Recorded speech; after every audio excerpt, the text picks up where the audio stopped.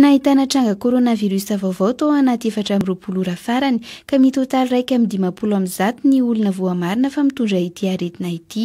Ny ampiray kosa ireo olona sitrana araka ny tatra nataon'ny profesora Volontina Anta-Marie Daniel, mpitondra teny FIHIBOHANA, Centre de Commandement Opérationnel Covid-19.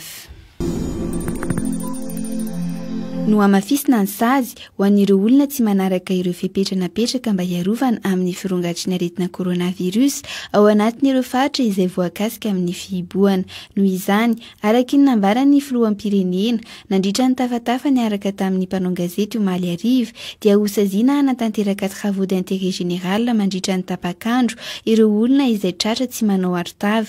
Ny tsy fanaovana arotava ny anaty taxi be kosa dia mitarika ny fampidirana ny fiara any amin'ny fourrière na dia iray aza ny olona tsy manara-dalana ao anatiny.